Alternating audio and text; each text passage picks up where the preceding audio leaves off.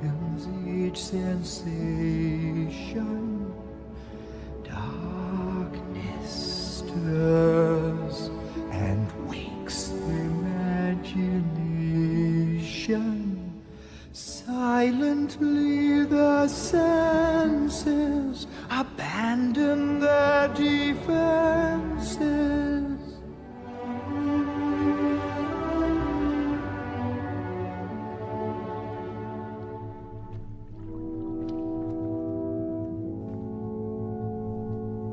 Slowly, gently, night unfurls its splendor.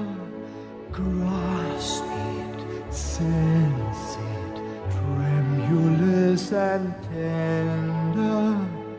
Turn your face away from the garish light of day. Turn your thoughts away from cold, unfeeling light. Okay, this is the trailer for episode 18. And in this episode, we're going to begin a series on climate change. I'm sorry it's taken 17 prior episodes to get around to this subject, because after all, we're talking about the collapse of civilizations and what brings a society down. And climate change is looming over our heads every day. Like those goldfish in the bowl, we're swimming in it. All right. Now I have some good news.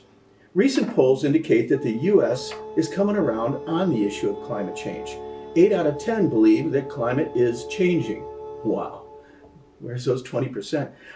Now, even 2/3 of Republicans believe the climate is changing.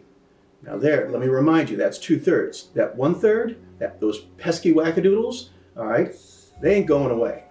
But number 3, 54% say it's a serious problem. It's coming around. The statistics from 2 years ago when they did this survey, everything was down in the 30s. And that's great. The U.S. people are beginning to show some self-awareness. But so fucking what? It just doesn't matter. Even if 100% of the people believed that it was a serious problem and that climate change was doing us all in, it wouldn't matter. Because, and here's evidence of that, late last year, the U.S. government released its 4th National Climate Assessment. Not the 1st, the 2nd, 3rd, the 4th. And what's that? It's compiled by 13 federal agencies, 300 leading scientists, and they all came to for the 4th time, the conclusion: climate is changing, it's a serious problem, and humankind is contributing chiefly to the problem.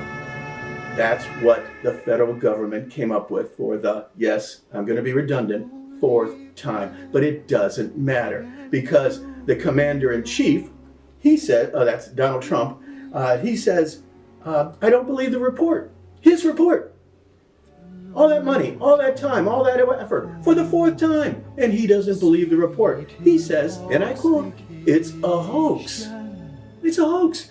Now you and I know, and everyone else knows, that he's lying. We know he's lying.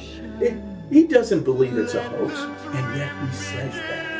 And yes, he puts a lid on it. And yes, he talks to his 33% and those pesky wackadoodles. All right? Because here's the rub. And here's why this is a big, big problem. Throughout history, whenever an empire has collapsed, it's always been geographically located in the area of the collapse, a la Rome, for example.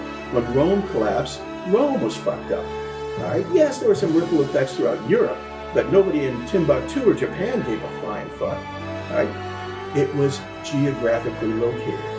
Now, if we're going to collapse, and if the United States Empire is going away, couldn't we just do something noble and jump on the sword ourselves? Why do we have to take the rest of the fucking planet with us?